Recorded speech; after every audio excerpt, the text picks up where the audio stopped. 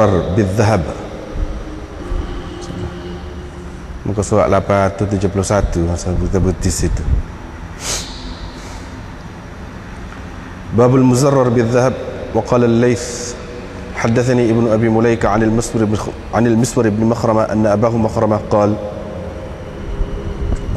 يا بني إنه بلغني أن النبي صلى الله عليه وسلم قدمت عليه أقبية فهو يقسمها فاذهب بنا إليه. فذهبنا فوجدنا النبي صلى الله عليه وسلم في منزله فقال لي أي بني أدعو لي النبي صلى الله عليه وسلم فعظمت ذلك وقلت أدعو لك رسول الله صلى الله عليه وسلم. فقال يا بني إنه ليس بجبار فدعوته فخرج وعليه قباء من ديباج مزرر بالذهب. فقال يا مخرمة هذا خبأناه لك فأعطاه إياه. باب خواتيم الذهب. وبه قال حدثنا آدم قال حدثنا شعبة قال حدثنا أشعث بن سليم قال سمعت معاوية بن سويد بن مقرن قال سمعت البراء بن عازب قال نهانا النبي صلى الله عليه وسلم عن 7 نهانا عن خاتم الذهب أو قال حلقة الذهب وعن الحرير والاستبرق والديباج والميثرة الحمراء والقسي وآنية الفضة. وأمرنا ب7 بعيادة المريض واتباع الجنائز وتشميت العاطس ورد السلام وإجابة الداعي وإبرار المقسم ونصر المظلوم. وبه قال حدثنا محمد بن بشار قال حدثنا غندر قال حدثنا شعبة عن قتادة عن النضر بن أنس عن بشير بن النهيك عن أبي هريرة عن النبي صلى الله عليه وسلم أنه نهى عن خاتم الذهب. وقال عمرو أخبرنا شعبة عن قتادة أنه سمع النضر أنه سمع بشيرا مثله. وبه قال حدثنا مسدد قال حدثنا يحيى عن عبيد الله قال حدثني نافع عن عبد الله أن رسول الله صلى الله عليه وسلم اتخذ خاتما من ذهب وجعل فصه مما يلي كفه واتخذه الناس فرمى به واتخذ خاتما من ورق أو فضة. باب خاتم الفضة. وبه قال حدثني يوسف بن موسى قال حدثنا أبو أسامة قال حدثنا عبيد الله عن نافع عن ابن عمر أن رسول الله صلى الله عليه وسلم اتخذ خاتما من ذهب وجعل فصه مما يلي باطن كفه ونقش فيه محمد رسول الله فاتخذ الناس مثله فلما رآهم قد اتخذوها رمى به وقال لا ألبسه أبدا ثم اتخذ خاتما من فضة فاتخذ الناس خواتيم الفضة. قال ابن عمر فلبس الخاتم بعد النبي صلى الله عليه وسلم أبو بكر ثم عمر ثم عثمان ثم وقع من عثمان الفضة في بئر أريس. باب. وبه قال حدثنا عبد الله بن مسلم عن مالك عن عبد الله بن دينار عن ابن عمر قال كان رسول الله صلى الله عليه وسلم يلبس خاتما من ذهب فنبذه فقال لا ألبسه أبدا فنبذ الناس خواتيمهم. وبه قال حدثنا يحيى بن بكير قال حدثنا الليث عن يونس عن ابن شهاب قال حدثني أنس بن مالك أنه رأى في يد رسول الله صلى الله عليه وسلم خاتما من ورق يوما واحدا ثم إن الناس اصطنعوا الخواتم من ورق ولبسوها فطرح رسول الله صلى الله عليه وسلم خاتمه فطرح الناس خواتيمهم. تابعه إبراهيم بن سعد وزياد وشعيب عن الزهري. باب فصل الخاتم. باب فصل الخاتم. وبه قال حدثنا عبدان قال أخبرنا يزيد بن زريع قال أخبرنا حميد أنه سئل أنس هل اتخذ النبي صلى الله عليه وسلم خاتما قال أخر ليلة صلاة العشاء إلى شطر الليل ثم أقبل علينا بوجهه فكأني أنظر إلى وبيص خاتمه قال إن الناس قد صلوا وناموا وإنكم لن تزالوا في صلاة منذ انتظرتموها منذ انتظرتموها dalam setengah nuskanya man tazartumuha. وبه قال حدثنا إسحاق قال أخبرنا معتمر قال سمعت حميدا يحدث عن أنس أن نبي الله صلى الله عليه وسلم كان خاتمه من فضة وكان فصه منه. وقال يحيى ابن أيوب حدثني حميد أنه سمع أنسا عن النبي صلى الله عليه وسلم. باب خاتم الحديد. وبه قال حدثنا عبد الله بن مسلمة قال حدثنا عبد العزيز بن أبي حازم عن أبيه أنه سمع سهلا يقول جاءت امرأة إلى رسول الله صلى الله عليه وسلم فقالت جئت أهب نفسي فقامت طويلا فنظر وصوب فلما طال مقامها قال رجل زوجنيها إن لم يكن لك بها حاجة إن لم تكن لك بها حاجة. قال عندك شيء تصدقها قال لا. قال انظر. فذهب ثم رجع فقال والله إن وجدت شيئا. قال اذهب فالتمس ولو خاتما من حديد. فذهب ثم رجع فقال لا والله ولا خاتما من حديد وعليه إزار ما عليه رداء. فقال أصدقها إزاري. فقال النبي صلى الله عليه وسلم إزارك إن لبسته لم يكن عليك منه شيء وإن لبسته لم يكن عليها منه شيء. فتنحى الرجل فجلس فرآه النبي صلى الله عليه وسلم موليا فأمر به فدعيه فقال ما معك من القرآن؟ قال سورة كذا وكذا لسور عددها. قال قد ملكتكها بما معك من القرآن. باب نقش الخاتم. وبه قال حدثنا عبد الأعلى قال حدثنا يزيد بن زريع قال حدثنا سعيد عن قتادة عن أنس بن مالك أن نبي الله صلى الله عليه وسلم أراد أن يكتب إلى رهط أو أناس من الأعاجم فقيل له إنهم لا يقبلون كتابا إلا عليه خاتم فاتخذ النبي صلى الله عليه وسلم خاتما من فضة نقشه محمد رسول الله فكأني بوبيص أو بصيص الخاتم في إصبع النبي صلى الله عليه وسلم أو في كفه.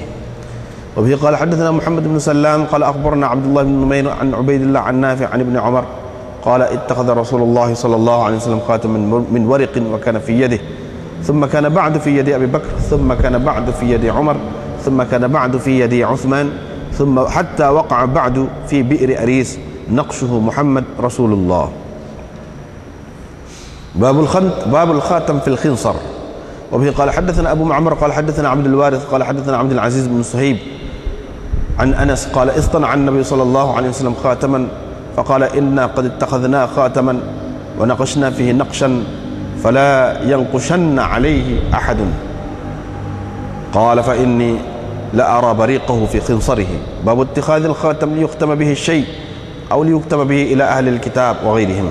وبه قال حدثنا آدم بن أبي إياس قال حدثنا شعبة عن قتادة عن أنس قال لما أراد النبي صلى الله عليه وسلم أن يكتب إلى الروم قيل له إنهم لن يقرأوا كتابك إذا لم يكن مختوما فاتخذ خاتما من فضة ونقشه محمد رسول الله فكأنما أنظر إلى بياضه في يده. باب من جعل فص الخاتم في بطن كفه. وبه قال حدثنا موسى بن إسماعيل قال حدثنا جويري عن نافع أن عبد الله حدثه أن النبي صلى الله عليه وسلم اصطنع خاتما من ذهب وجعل فصه في بطن كفه إذا لبسه فاصطنع خواتيم من ذهب فرقي المنبر فحمد الله وأثنى عليه فقال إني كنت اصطنعته وإني لا ألبسه فنبذ الناس. وقال جويرية ولا أحسبه إلا قال في يده اليمنى. باب قول النبي صلى الله عليه وسلم لا ينقشن على النقش خاتمه. وبه قال حدثنا مسدد قال حدثنا حماد عن عبد العزيز بن صهيب عن أنس بن مالك أن رسول الله صلى الله عليه وسلم اتخذ خاتما من فضة ونقش فيه محمد رسول الله فقال إني اتخذت خاتما من ورق ونقشت فيه محمد رسول الله فلا ينقش أحد على نقشه. باب هل يجعل نقش الخاتم 3 أسطر. وبه قال حدثنا محمد بن عبد الله الأنصاري قال حدثني أبي عن ثمامة عن أنس أن أبا بكر لما استخلف كتب له وكان نقش الخاتم 3 أسطر محمد سطر ورسول سطر والله سطر. قال أبو عبد الله وزادني أحمد قال حدثنا الأنصاري قال حدثني أبي عن ثمامة عن أنس قال كان خاتم النبي صلى الله عليه وسلم في يده وفي يد أبي بكر بعده وفي يد عمر بعد أبي بكر فلما كان عثمان جلس على بئر أريس فأخرج الخاتم فجعل يعبث به فسقط. قال فاختلفنا 3 أيام مع عثمان فنزع البئر فلم نجده. باب الخاتم للنساء وكان على عائشة خواتيم ذهب. وبه قال حدثنا أبو عاصم قال أخبرنا ابن جريج قال أخبرنا الحسن بن مسلم عن طاووس عن ابن عباس قال شهدت العيد مع النبي صلى الله عليه وسلم فصلى قبل الخطبة dalam نسخة lain فصلى قبل الخطبة. قال أبو عبد الله وزاد بن وهب عن ابن جريج فأتى النساء فجعلنا يلقين الفتخ والخواتيم في ثوب بلال. Bab pakaian berkancing emas.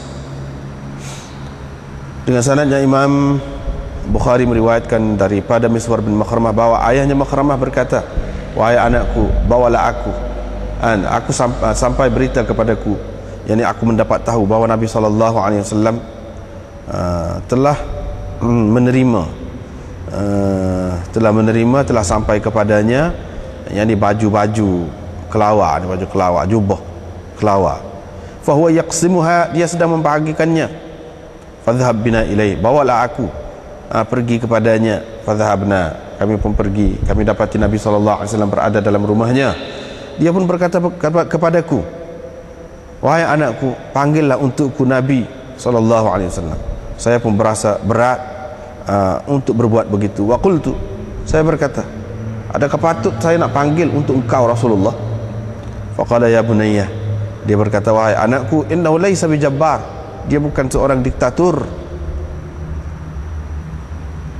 Fada'autuhu, saya pun memanggilnya, ini memanggil Nabi. Fakharaja, maka Nabi SAW pun keluar dalam keadaan di atas tubuhnya, atau pada tubuhnya ada qaba min dibaj, ada baju kelawar dari sutera muzarrar bidzahab, yang berkancing emas. Faqala ya Makhramah, dia berkata, wahai Makhramah, ini kami simpan untuk engkau. Fa'atahu iyyahu, maka Nabi SAW memberikannya kepadanya. Babu khawatimid dhahab, ini bab cincin emas. Dengan sanadnya Imam Bukhari meriwayatkan daripada Suwaid bin Muqarrin, katanya, saya mendengar Bara' bin Azib berkata, Nabi SAW melarang kami dari 7 perkara. Dia melarang kami memakai cincin emas, atau dia berkata halqatuz zahab, yakni apa ni, bulatan, lingkaran emas, lingkaran lah, halqatu zahab, lingkaran emas. Wa 'anil harir wal istabraq wad dibaj, dia juga melarang kami daripada memakai sutra. Istabraq itu pun jenis-jenis sutra belaka. Apa yang nak diceritakan di sini ialah semua jenis sutra itu dilarang. Wal mithratil hamra, dan pelapik pelana dari sutra merah. Wal qissi, dan ini pun jenis sutra juga, kain yang bercampur dengan sutra, datang dari tempat yang bernama qis atau qas. Wa aniyatil fiddah, dan bekas perak.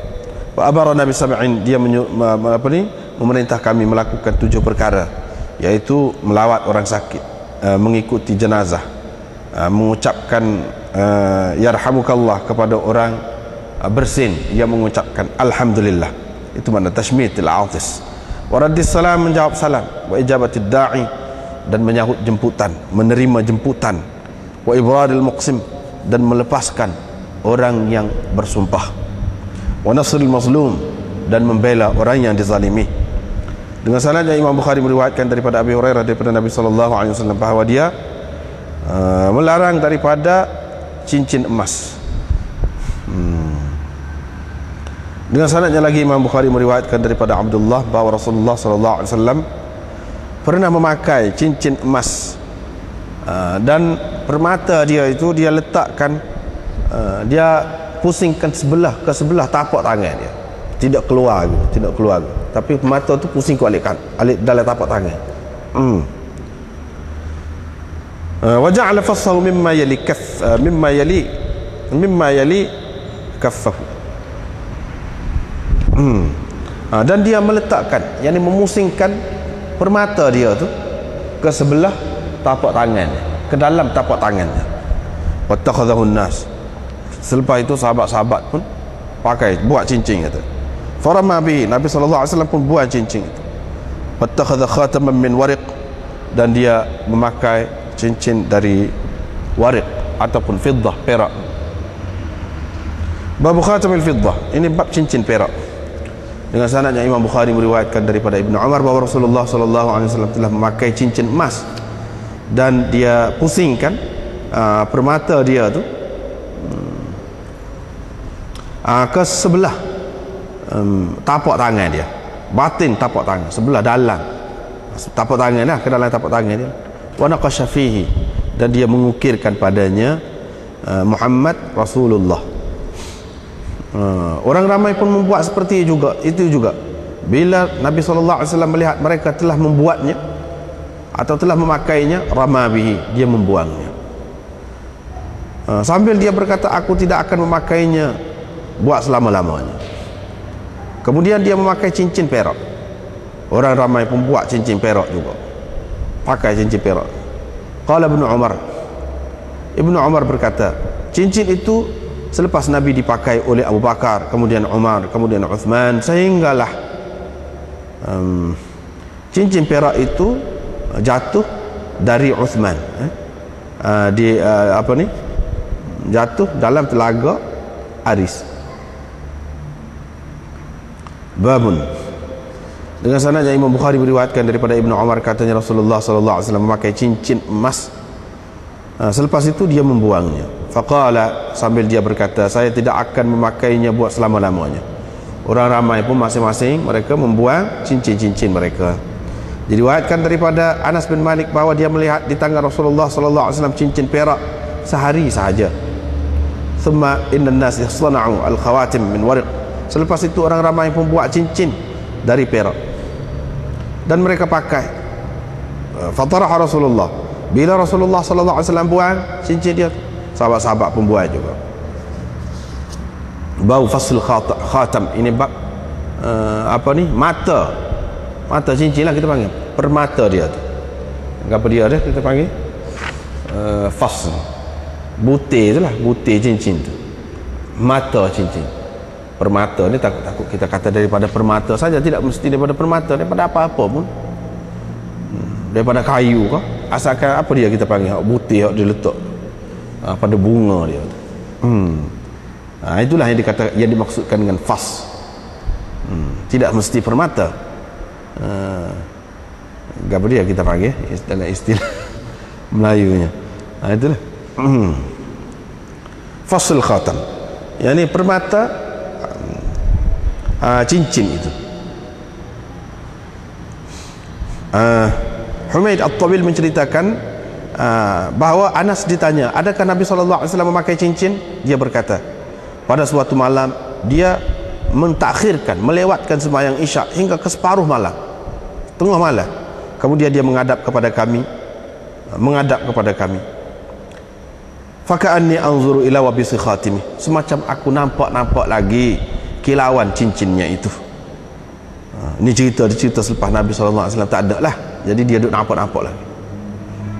Qala, dia berkata, innan nas qad sallau wa namu, orang semua sudah bersembahyang dan sudah tidur, dan kamu terus berada dalam sembahyang selama kamu menanti sembahyang, selama kamu menunggu sembahyang. Diriwayatkan daripada Anas bahawa Nabi SAW cincinnya itu daripada perak, dan fas dia tu mata dia tu pun minhu, daripada perak juga.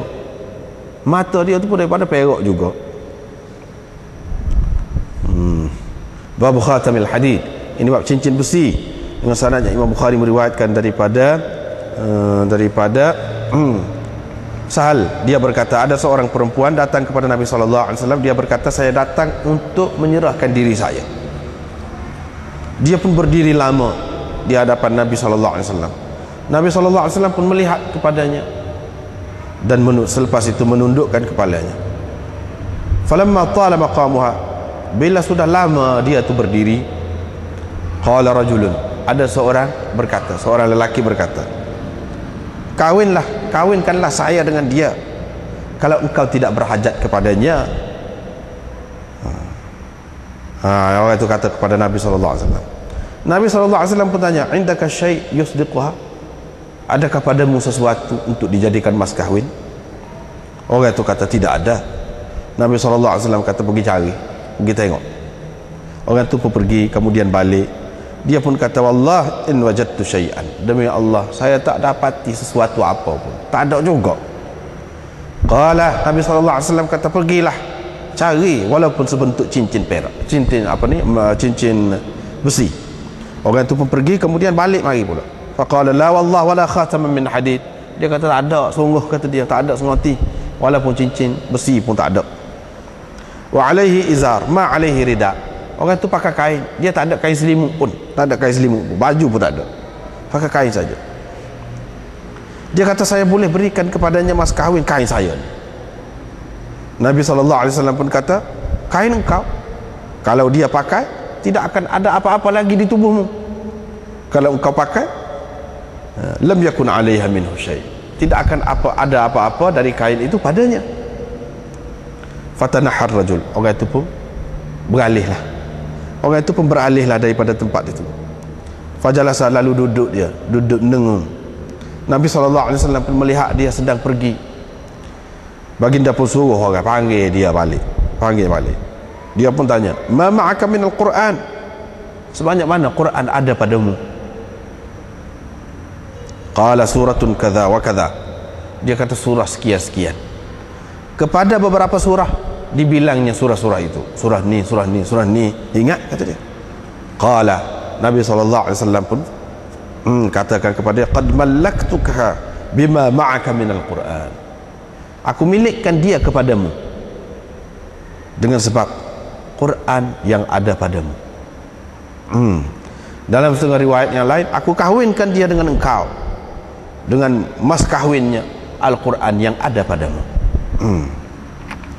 Itu dua terjemahan. Bab naqshil khatam, ini bab ukiran pada cincin. Dengan sanadnya Imam Bukhari meriwayatkan daripada Anas bin Malik bahawa Nabi Allah SAW bila mahu menulis surat kepada orang-orang ajam, maka ada orang berkata kepadanya, mereka tidak akan menerima apa-apa surat kecuali kalau ada cop atas surat itu. Maka Nabi SAW pun membuat cincin dari perak. Ukirannya ialah Muhammad Rasulullah. Begitulah terukir pada cincin itu, Muhammad Rasulullah.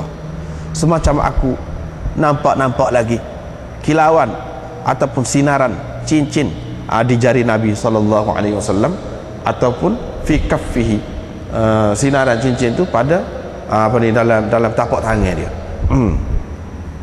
Dengan sanadnya Imam Bukhari meriwayatkan daripada Ibnu Umar, katanya Rasulullah SAW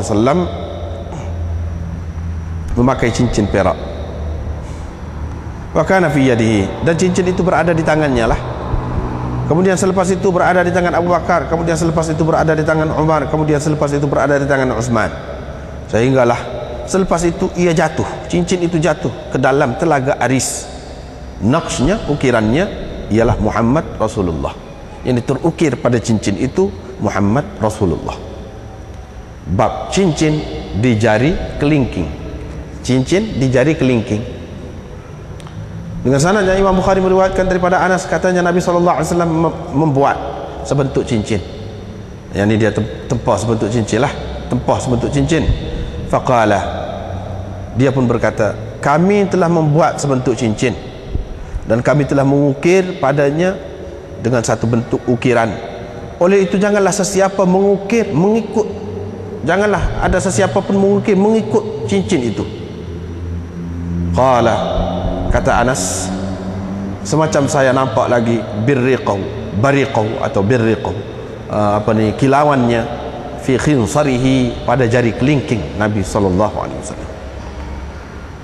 Ini bab memakai cincin untuk dibuat cok dengannya, atau untuk ditulis surat kepada ahli kitab dan selain mereka.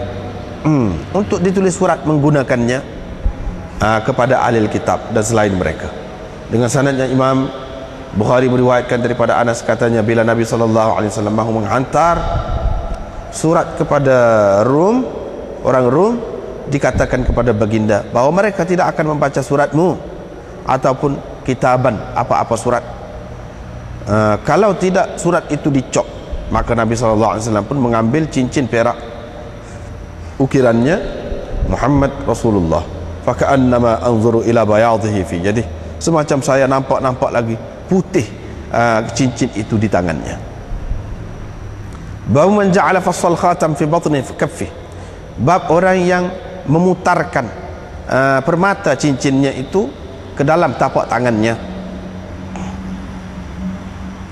Dengan sanadnya Imam Bukhari meriwayatkan daripada Abdullah yang menceritakan bahawa Nabi SAW telah membuat sebentuk cincin dari emas, dan permatanya itu diputarkan ke dalam tapak tangannya bila dia pakai.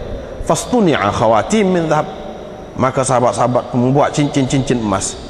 Selepas itu Nabi SAW pun naik ke atas mimbar, dia memuji-muji Allah lalu berkata, sesungguhnya aku telah membuat cincin itu, dan aku tidak akan memakainya lagi.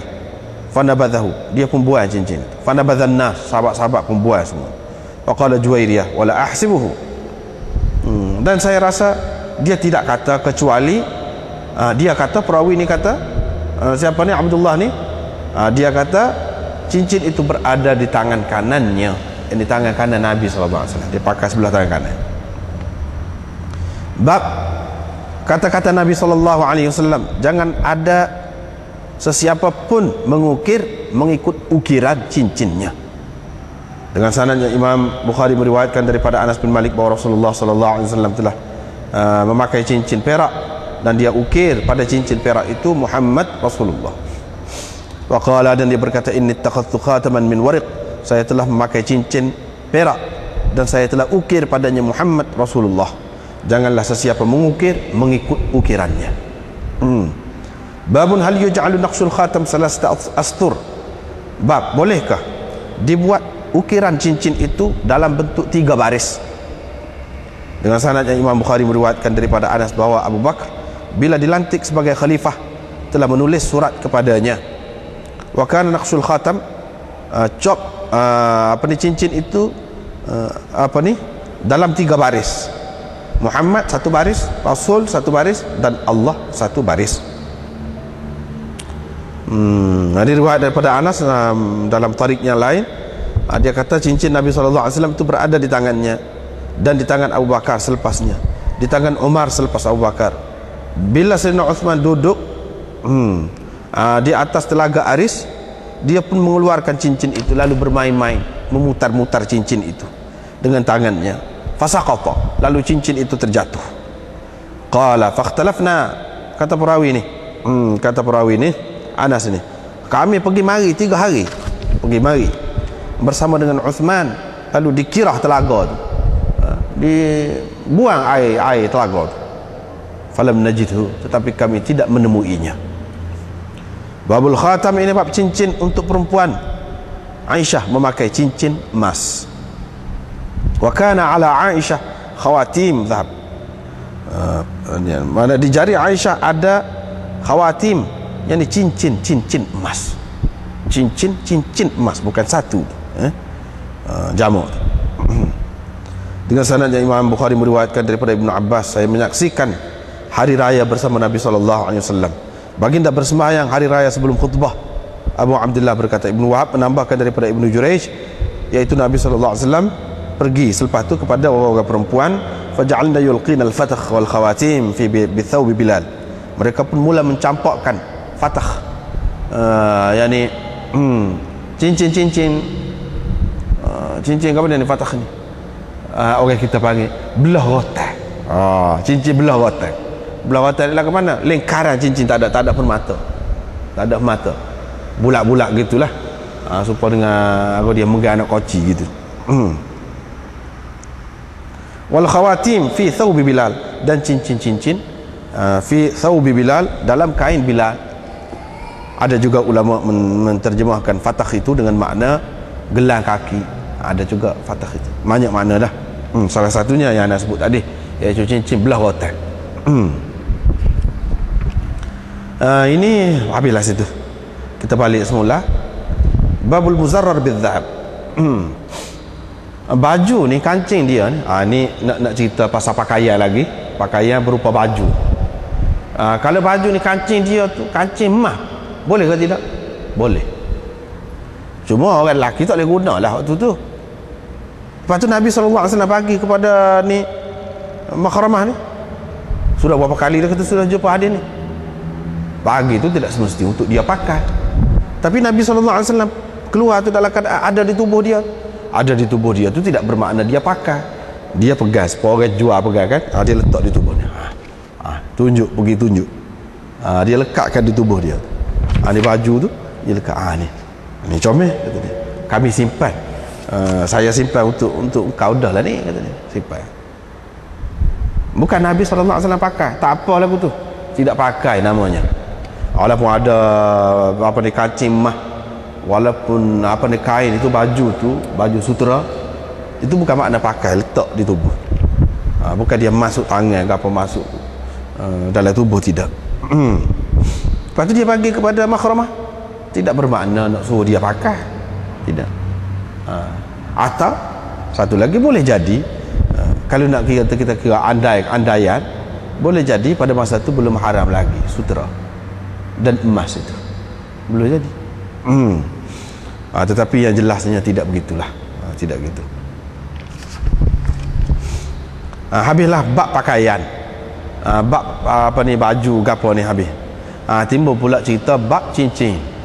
Ini pun pakaian juga ni, termasuk dalam pakaian dan perhiasan. Sebenarnya Imam Bukhari buat bab pakaian ni bukan pakaian yang seperti kita maklum tu, tidak. Luah mana? Bukan setakat awak pakai di tubuh saja seperti baju, seluar, kain apa, tidak. Perhiasan pun termasuk juga dalam ni. Perhiasan. Ataupun apa ni kita kata celuppan ke, dai ke, kita kata pakai di rambut, termasuk dalam bab ni. Untuk jangok lah sebagai perhiasan, termasuk dalam bab ni. Padahal itu tidak pakaian, tapi dikira makai jugalah untuk jangok. Nanti akan datang ada bab dia. Pakai dai rambut, dai janggut, apa tu, ada bab ni. Ini cerita cincin emas. Nabi SAW melarang kami daripada 7 perkara. Ada sudah berapa kali juga ada ni kita jumpa. Yang pertamanya cincin emas. Ini jelas larang, mana tak boleh. Kami tu yang dimaksudkan dengan kami tu siapa? Iaitu orang lelaki sahaja.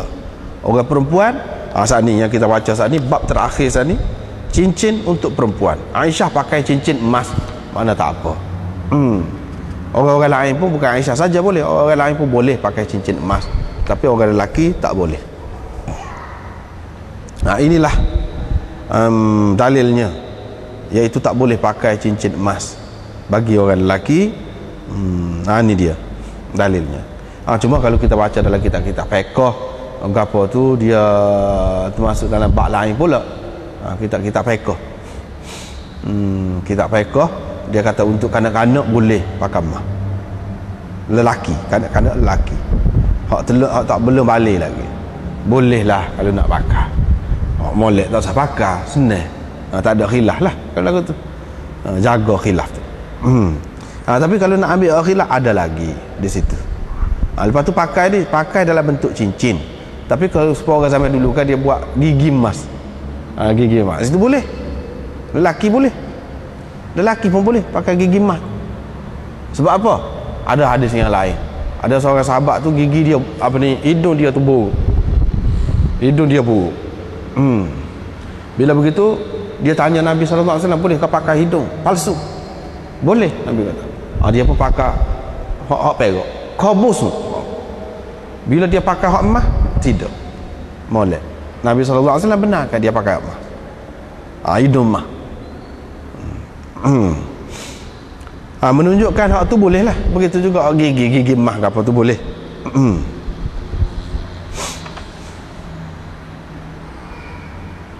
Ni sebagai cincin, hak tak boleh ni. Cincin tak boleh dalam bentuk perhiasan lah, macam gelar kau, subai kau. Hak tu dua perkara pula selain daripada emas, menyerupai orang perempuan pula.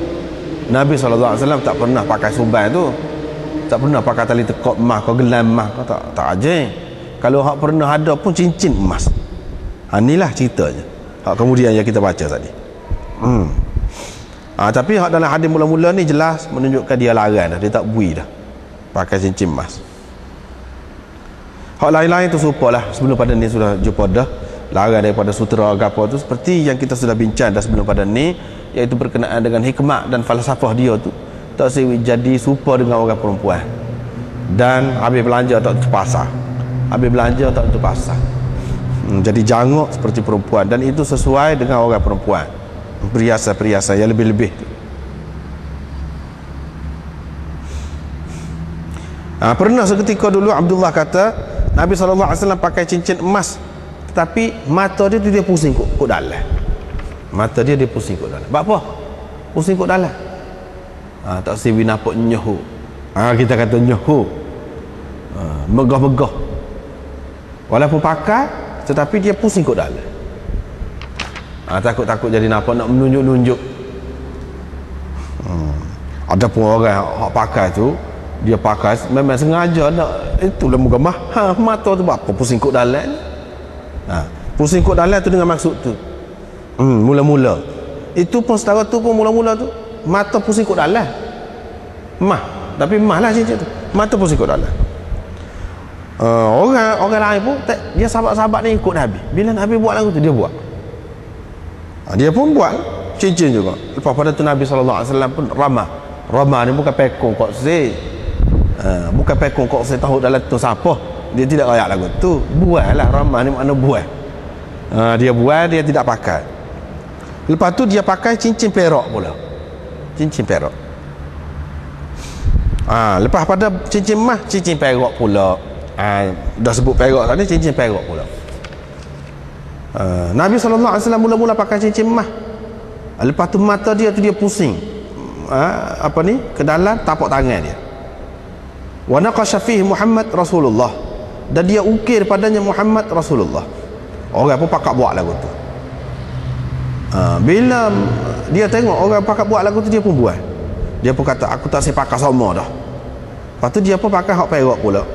Orang lain pun buat perak pula. Ibnu Umar kata lepas pada tu cincin tu dipakai oleh Abu Bakar, lepas tu Umar, lepas tu Uthman. Jadi cincin rasmi kerajaan lah. Nak tulis surat apa-apa cop dengan tu. Cincin tu dia buat cop sebagai cop. Babun. Ini bab tak ada tajuk. Serupa dengan fasal bagi bab sebelum ini. Itu Ibnu Umar kata Nabi SAW pakai cincin emas, lepas tu dia buat. Dia kata dia tak saya pakai sama dah. Orang ramai apa buat juga cincin-cincin emas hak mereka buat itu. Buat tu kena ingat bukan makna buat dalam tong sampah. Itu bazir, tak boleh, idha'atul mal. Nabi SAW larang daripada mensia-siakan harta benda. Dia tak bui. Sebelum pada ni sutra dia bui kepada sahabat dia. Bukan semestinya untuk pakai. Ni kata buat pun bukan maknanya buat tu tak saya guna dah. Mah tu untuk maksud-maksud lain. Tidak. Buat tu dengan maksud dia tidak pakai.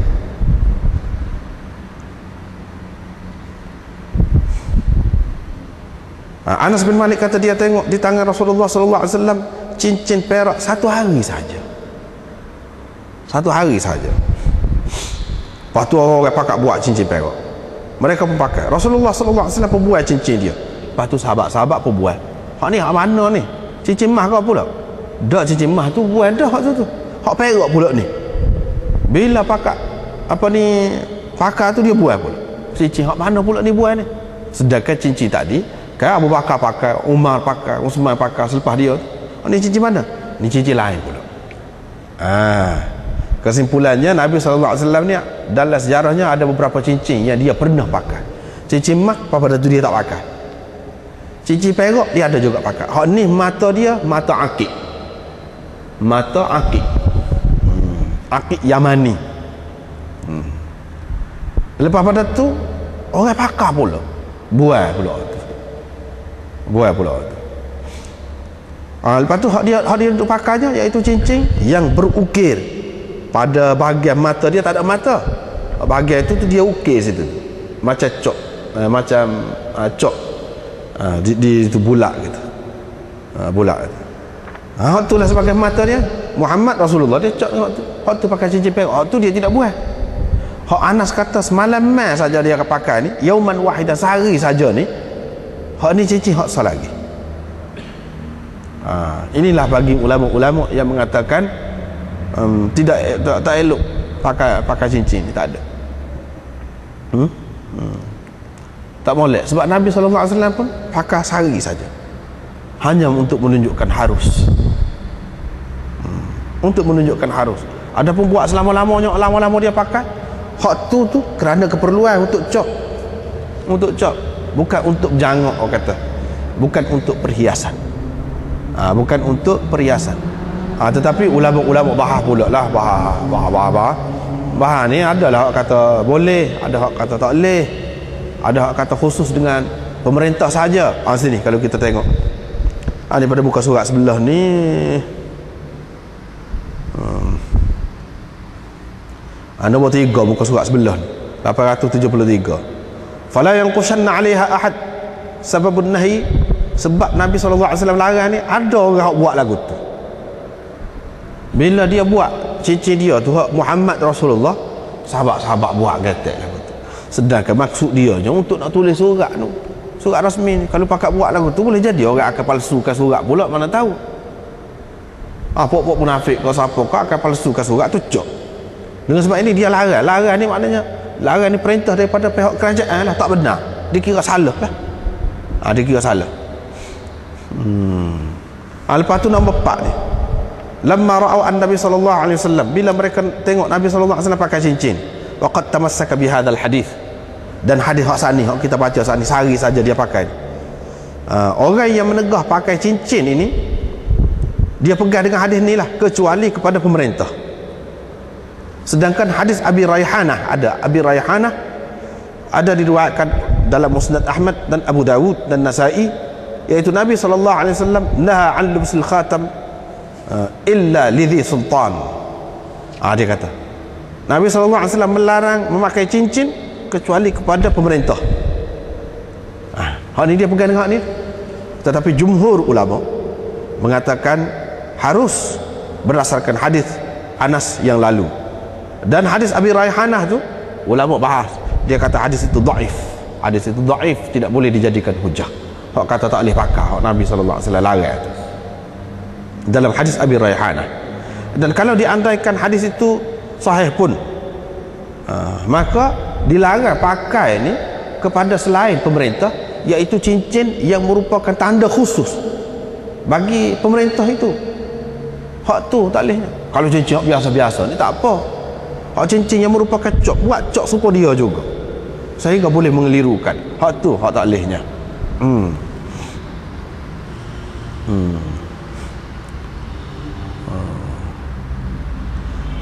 Sebab apa? Kerana pakai cincin itu dia menghiaskan diri seseorang juga. Ia tidak sesuai dengan lelaki, kata dia. Tidak sesuai dengan lelaki.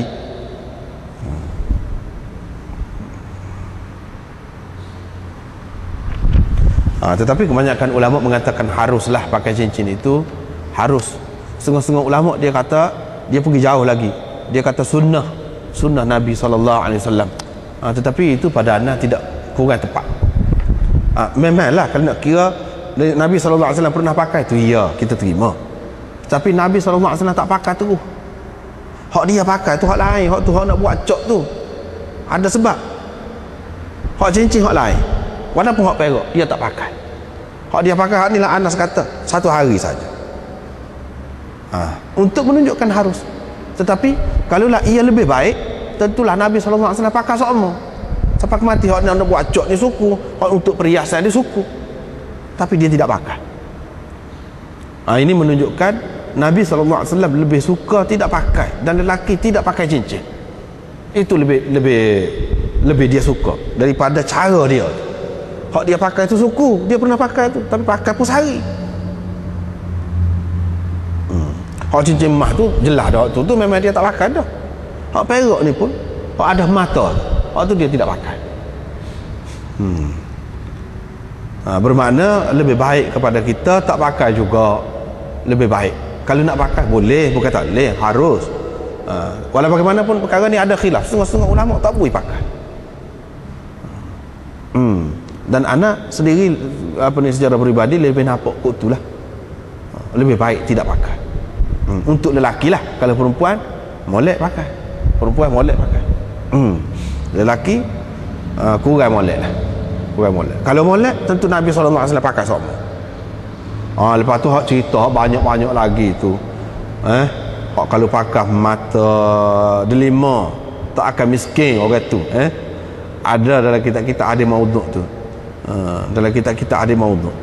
Banyak benar disebut kalau pakai mata zamrud begini bawa tua ke apa semua tu. Itu semua karut belaka, karut. Tidak ada satu pun yang sahih. Boleh katakan kesemuanya maudhu', palsu belaka. Ada palsu belaka. Tak ada kena mengena.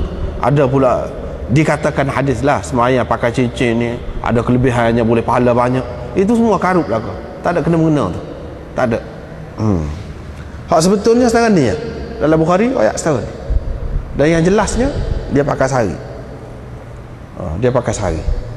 Paling tinggi dia menunjukkan harus lah. Lepas pada tu ada sahabat-sahabat pakai, tapi dalam hadis ni dia kata sahabat-sahabat pun buai juga cincin. Buai juga cincin. Mana sahabat-sahabat pun bila tengok Nabi tak suka, dia buai juga lah. Walau bagaimanapun kita dapati dalam sejarah apa tu, dalam hadis-hadis asar kemudian ada juga yang pakai. Paling tinggi menunjukkan harus lah, tidak menunjukkan kelebihan.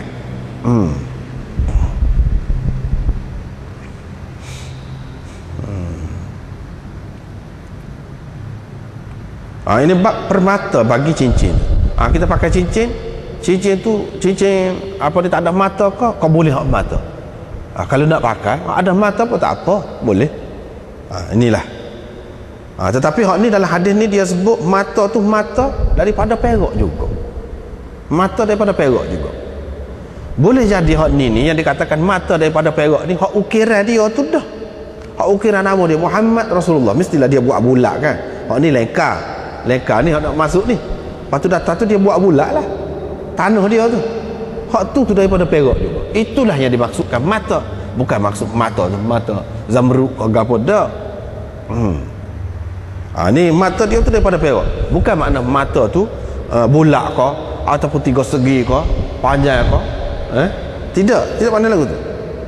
Hanya sebagai adalah atas dia tu tidak bulat, tidak lingkaran semata-mata, tidak. Bahkan ada di atas dia. Hak ni hak cop dia tu lah. Dan ini adalah khusus untuk Nabi SAW saja. Orang lain ada buat lepas pada tu, tapi Nabi SAW larang. Dia tak boleh. Ini bab cincin besi pula. Nak pakai cincin besi boleh ke tidak? Kalau nak kira boleh tu boleh, harus belakang. Tetapi pernah Nabi SAW ada sahabat maknanya pakai cincin apa ni, cincin apa ni, kita maga. Bila pergi dekat dia, kerana dia kata saya bau pada awak ni, bau berala ni, kata dia. Sahabat tu pun buat cincin, buat bau berala. Lepas tu ada pula ni orang pergi pakai cincin ni cincin besi pula. Dia kata kerana dia kata bau pakaian ahli neraka ni. Maknanya dia tidak suka juga cincin apa ni, besi ni. Sahabat tu pun buat.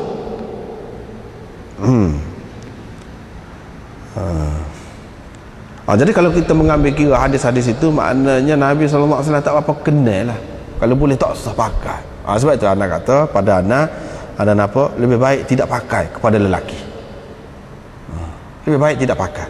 Setengah-setengah ulama dia kata hadis itu kalau kita terima, kata dia maksudnya hak ni Allah SWT buka kepada Nabi SAW tu. Asalnya apa ni temaga tadi orang buat berala. Orang buat berala, lepas tu dia peracur buat cincin, boleh ke dia je sebagai cincin. Allah SWT bagi tahu kepada Nabi SAW yang hak ni cincin ni mana asal daripada berala. Takut-takut ada unsur-unsur ambil berkat ke apa ke. Mungkin ada lagi saki-baki jahiliah. Sebab tu dia larang, dia kata lagu tu. Bukan maksudnya kalau temaga tu tak boleh, atau besi tu tak boleh. Sebab besi tu sebab kebanyakannya dipakai oleh orang-orang kafir. Jadi orang kafir tu kira-kiranya ahli neraka lah. Yang ni tak serupa dengan orang kafir. Itu maksudnya. Jadi kebanyakan ulama kata lagu tu lah. Kalau lah tak boleh, cincin besi ni tak boleh langsung secara mutlak, dalam keadaan bagaimana pun tak boleh kepada orang Islam, tentu Nabi SAW tak suruh cari cincin besi ni. Dia suruh cari cincin besi ni apa? Ada nilai jugalah walaupun murah pun. Kalau tidak dia nak pakai pun, hak nak jadi bini dia tu, bakal bini dia tu boleh pakai cincin besi. Maknanya boleh lah.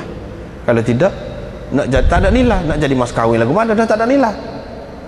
Ini menunjukkan cincin besi itu pun ada nilainya. Bila ada nilai, orang buat dia cincin, orang pakai di jari. Maknanya tak apalah kira-kira tu. Dari segi harus tu memanglah tidak dinafikan harus.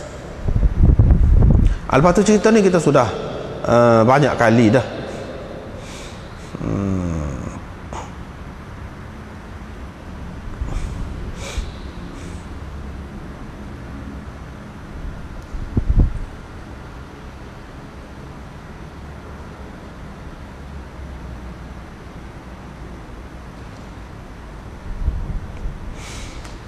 Hadis tadi yang anda sebut tadi, orang dipakai cincin apa ni, temaga, pakai cincin besi, Nabi SAW kata lagu tadi ada dalam Sunanil Arba'ah tu, Tirmizi, Nasa'i, Abu Daud, Ibnu Majah tu ada belakang tu. Cuma hadis itu tidak kuat, tidak boleh dijadikan hujah. Sebab ada seorang perawi dia, Abu Taibah ada tu, dia tu orang tidak kuat, tidak boleh dijadikan hujah. Walaupun hadis dia boleh ditulis untuk iktibar, tetapi tidak nak jadikan hujah, tak boleh. Hak ni hadis hak Bukhari ni lebih kuat lagi, iaitu Nabi SAW suruh cari cincin besi, maknanya ada nilai lah.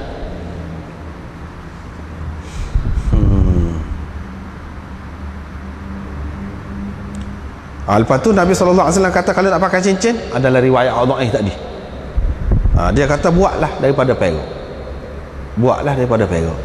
Menunjukkan makna boleh lah. Hadis itu pun menunjukkan boleh kalau daripada perak.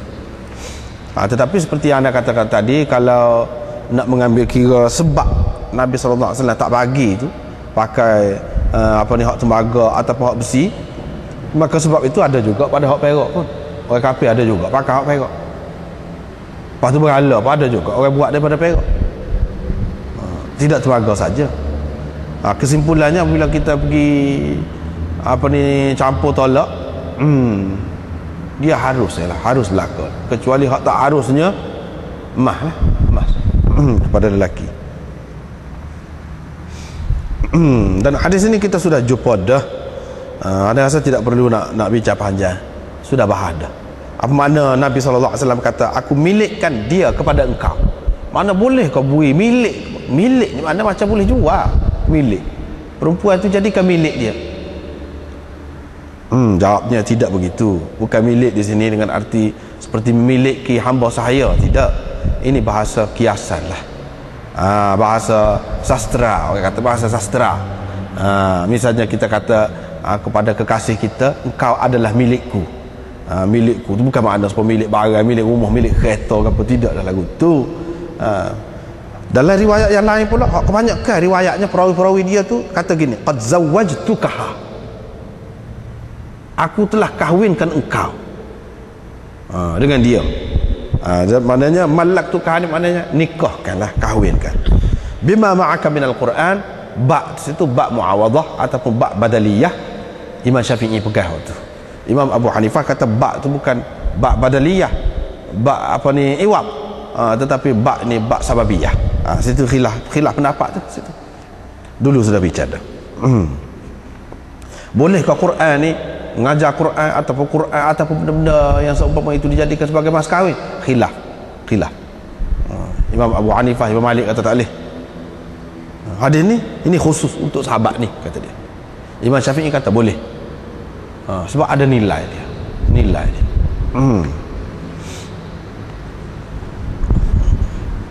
Bab naqshil khatam, ini bab ukiran pada cincin itu.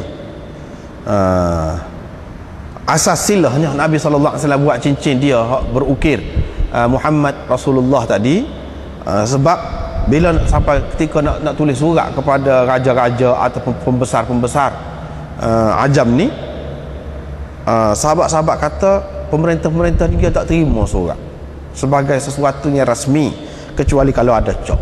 Maka baru Nabi SAW buat cincin itu. Bukan saja dia buat daripada awal lagi, tidak, kerana keperluan. Buat cincin perak yang mana berukir Muhammad Rasulullah. Dalam riwayat-riwayat yang sahih ni, kalau kita perhati, dia Muhammad Rasulullah ni dia sebut gitu saja, tak ada sebut duduk mana, hanya ada sebut ni baris, satu baris, hak ni satu baris, hak mana duduk atas, hak mana duduk bawah, tak ada sebut. Cuma riwayat-riwayat yang rendah ada sebut, iaitu Muhammad paling bawah, Rasul di tengah, Allah di atas sekali. Allah di atas sekali. Jangan pula kita baca Allah Rasul Muhammad pula, Allah utusan Muhammad pula, tidak. Kita baca daripada bawah, Muhammad Rasul Allah. Itu menunjukkan sesuai juga kalau kita terima tu, iaitu kedudukan Muhammad itu duduk bawah sekali, Rasul duduk tengah, mana sebagai perantaraan di antara Allah dengan manusia. Duduk tengah, Allah di atas. Itu sesuai. Anas kata Anas kata dia duduk macam duduk nampak-nampak lagi sinar. Pasal baru buat kan, perak tu baru buat tu dia sinar kilap di jari Nabi SAW. Au fi kaffihi, ataupun di jari ataupun dalam tapak tangan dia. Maknanya mata dia tu dia pusing kot ni, balik kanan, kot alik dalam, menunjukkan Nabi SAW ni dia tidak jenis nak menunjuk-nunjuk. Kalau dia ada apa-apa pun dia tidak menunjuk-nunjuk.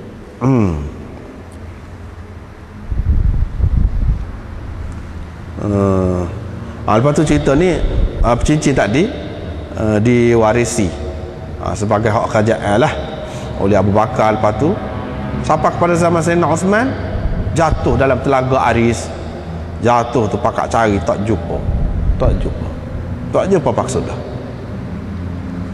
Bab cincin di jari kelingking, Nabi SAW pakai cincin ni di jari kelingking. Lepas tu balik kanan. Ni masalah nak pakai cincin balik kanan balik kiri boleh belaka. Cumanya hak di sini dalam hadis ni dia ada sebut balik kanan, tapi balik kiri pun ada juga riwayat yang menyebutkan kadang-kadang dia letak di kanan, kadang-kadang dia letak di kiri. Ini menunjukkan keharusan.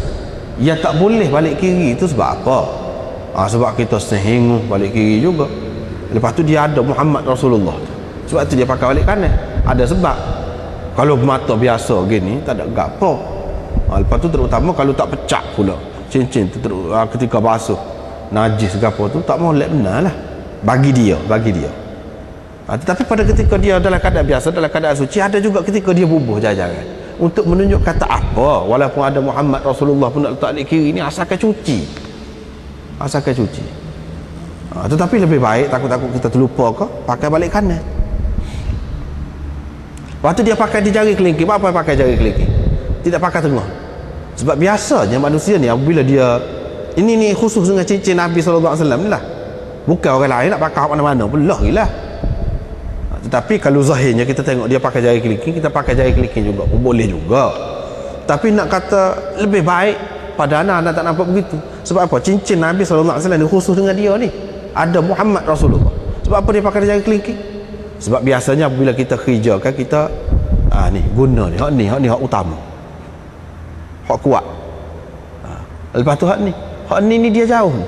Kalau dia tidak akan kena secara langsung, kalau kita pegang apa-apa ni dia hujung.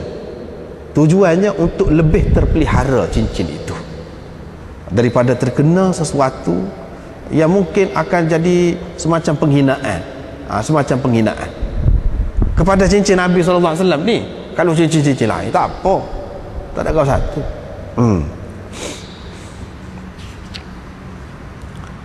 Ini bab memakai cincin untuk dijadikan sebagai cok. Artinya Nabi SAW buat cincin itu dia bukan buat untuk perhiasan saja-saja.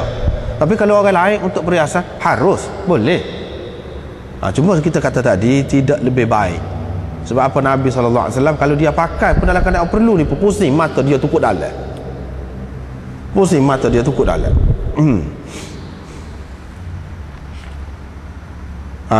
Dia buat cincin itu pun untuk digunakan sebagai cop.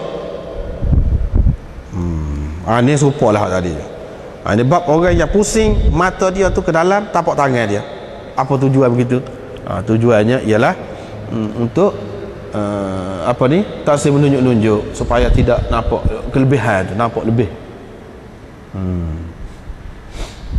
Ini masalah mata ni ada kelebihan gotu ni, jadi tidak miskin lah, tidak apa-apa lah, itu semua karut lah seperti yang kita sebut tadi. Tetapi bukan bermakna kita menafikan khasiat segala pemata tu, tidak. Ada pemata boleh jadi penawar untuk goni, boleh jadi penawar untuk goni kalau dipastikan ia memang ada manfaatnya, tak apa. Tetapi hak menentukan rezeki, hak gitu gini tu karut, tak ada kena-mengena. Orang jadi sihat semata-mata kerana pakai dia, karut tak ada. Lambat tua kau kena pakai mata kau ni, itu karut semua, tak ada berlaku. Hanya boleh jadi kerana perasan lah, psikologi perasan dah orang pakat duduk kata ke dia labak tua, dia pun jadi rasa suka hati tenang. Labak tua sungguh. Bukan kerana mata tu apa tak ada. Tetapi memanglah ada setengah-setengah mata tu jadi semacam geliga, boleh buat penawar gotuga ni, itu tidak dinafikan. Hak tu seperti khasiat benda-benda lain lah, akar kayu lain Allah SWT buat lagu tu je lah.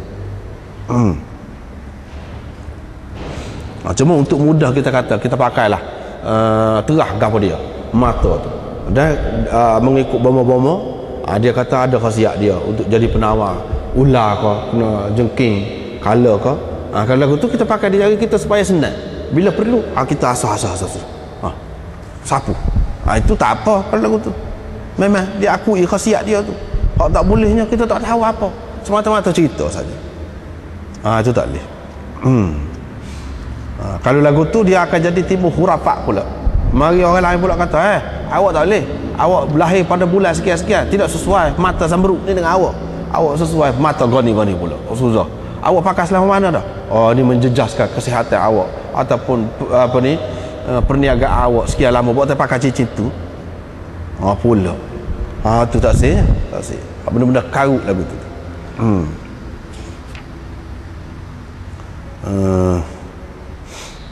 Nabi SAW kata jangan siapa-siapa ukir di atas mengikut ukiran cincinnya. Ini pemerintah dia boleh buat sesuatu khusus untuk dia. Misalnya dia kata tak boleh siapa-siapa pakai baju polis ni, topi polis ni, tak boleh. Kalau dia pakai juga salah, dia kena denda, dia kena penjara gitu. Boleh, tidak salah. Ni Nabi SAW larang ni pasal apa? Boleh mengelirukan. Kalau orang lain pakai buat, nanti pokok munafik pun buat juga. Ni kalau sudah larang dah, siapa-siapa buat, dia kira dia salah dah lah. Dia kira dia bersalah. Dan kesalahan itu terpulang kepada pemerintah lah. Nak bagi hukuman tu setara mana, terpulang kepada dia. Masalah kesalahan lagu ni tak ada dalam hadis disebutkan hukuman dia kena sebab kau kena gapo kau, tak ada. Ni bila kerajaan larang, dan apabila orang langgar perintah tu, adalah maksud dia tu, yang dia larang tu boleh mengelirukan orang, dan boleh diambil kesempatan oleh orang-orang yang tidak bertanggungjawab. Ini bahaya. Dia bolehlah mengenakan apa-apa hukuman kepada orang yang buat gitu. Sebab itulah dia larang. Bolehkah dia buat ukiran itu 3 baris? Dia kata bolehkah? Adakah boleh? Jawabnya bolehlah. Dan Nabi SAW sendiri buat tu 3 baris. Ini menunjukkan Muhammad Rasulullah tu bukan pelajar gitu, tetapi Muhammad Rasul Allah gitu. Baris dalam bentuk baris-baris. Tadi juga cerita tu lah. Babul khatam lin nisa, ini bab cincin untuk perempuan. Aisyah pakai cincin emas. Dia pakai cincin emas.